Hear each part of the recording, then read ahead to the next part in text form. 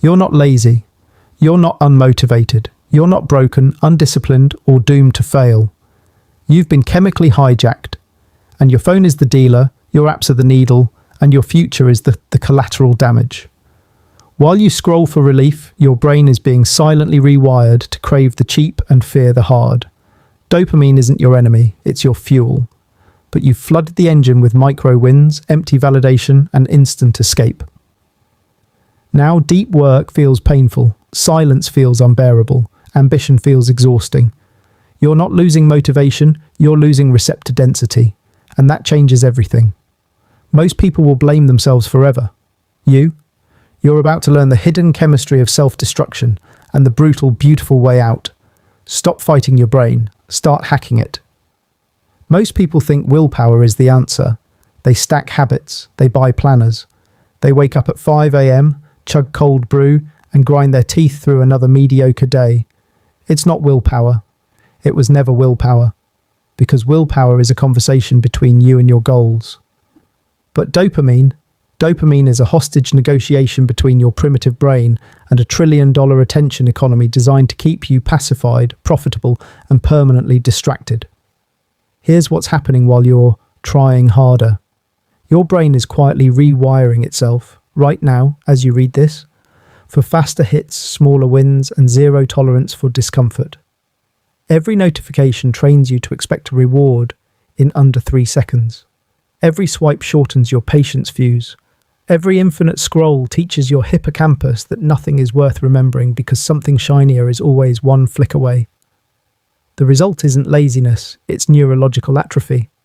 You can't read a book without checking notifications, not because the book is boring, but because your brain now registers anything slower than a TikTok as a threat. You can't work for 20 minutes without a reward loop, not because you're weak, but because your prefrontal cortex has been outvoted by a dopamine-starved limbic system screaming for its next hit. You're trading long-term greatness for cheap, instant relief, and you don't even know it's happening. That's the cruelty of this addiction. It doesn't feel like addiction. It feels like normal. It feels like everyone else. It feels like I'll start tomorrow. But here's what nobody tells you, what the productivity gurus won't say, what the self-help industry hides because they profit from your relapse, what your phone manufacturer will never remind you. Dopamine detox isn't about quitting pleasure. It's about starving the parasite that's been wearing your ambition's face. And when you finally understand that, everything changes. Your dopamine system wasn't designed for this. It wasn't built for TikTok, porn, junk food, energy drinks, loot boxes, swipe to match, infinite scroll, or 10-second dopamine dumps, back to back to back, until your eyes burn and your soul feels numb.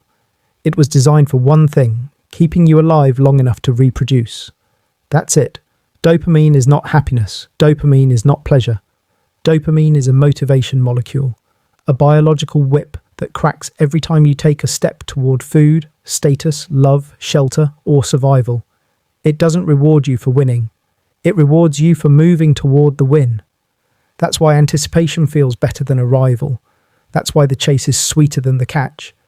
Your ancestors got one dopamine hit when they spotted berries, a second when they reached the bush, a third when they ate, then nothing until tomorrow. That system worked for 200,000 years. Now, every scroll, swipe, click, and like floods your brain with unnatural spikes, faster, harder, and more frequent than real life can ever produce. A single hour on social media delivers more dopamine triggers than a hunter-gatherer experienced in an entire week. And your brain? Your poor, ancient, overwhelmed brain has only one defense mechanism. It responds by chopping off your own dopamine receptors to stay balanced. That's not burnout. That's tolerance. Exactly like opioids. Exactly like alcohol. Exactly like cocaine. The more you flood, the fewer docks your brain builds to receive the flood. So yesterday's hit becomes today's baseline. Today's baseline becomes tomorrow's withdrawal. And the cycle tightens around your throat like a python that you're paying to feed. And tolerance means boring work becomes painful. Not unpleasant, but physically painful. The way hunger hurts, the way thirst scratches at your throat. Your brain now registers anything slower than 30 seconds as a threat to survival. So you sit down to write one email, and within 90 seconds your hand is reaching for your phone like a drowning man reaching for air. Deep focus feels impossible, not because you're stupid, not because you lack discipline, but because your prefrontal cortex, the part of your brain responsible for long-term planning, impulse control, and delayed gratification, has been outvoted by a screaming coalition of reward circuits that have never been told no for more than 4 minutes at a time.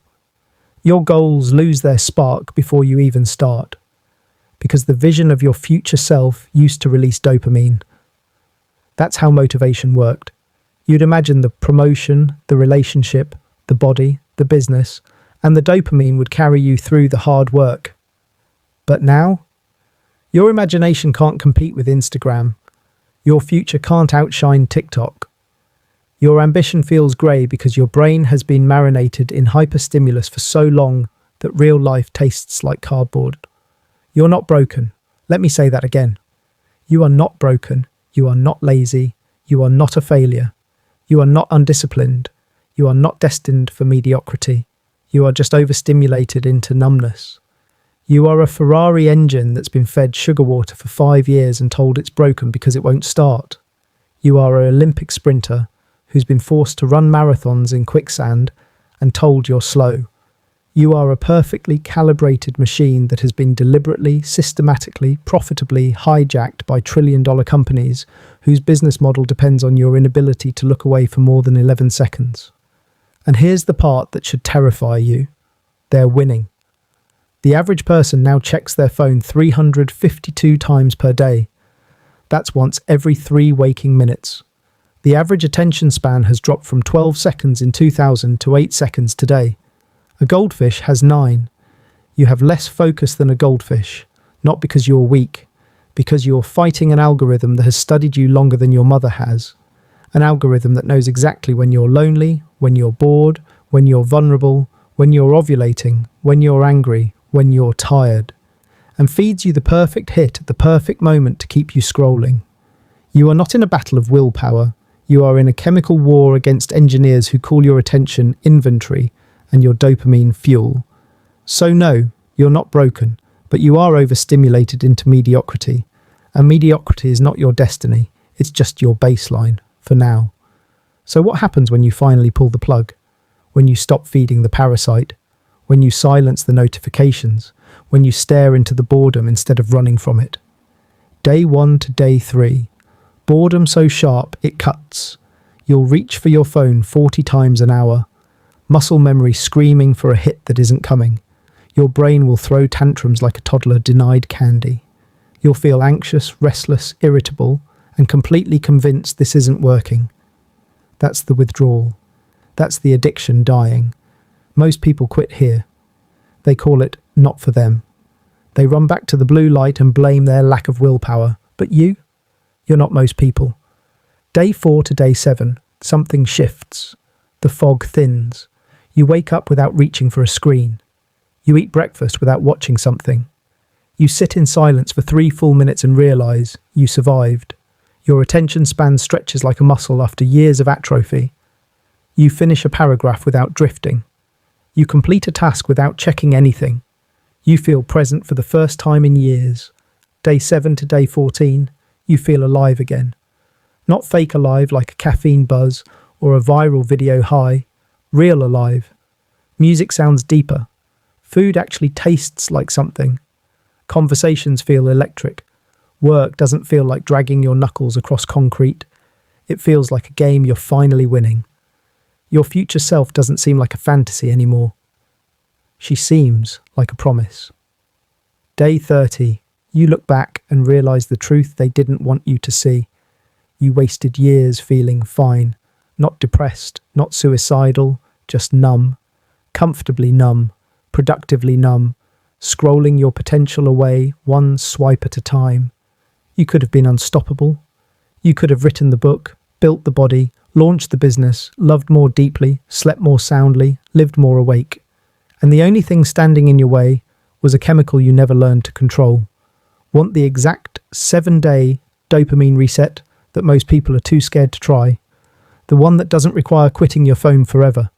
Just quitting the addiction long enough to remember who you were before the algorithms owned your attention. drop reset in the comments and I'll send you the protocol.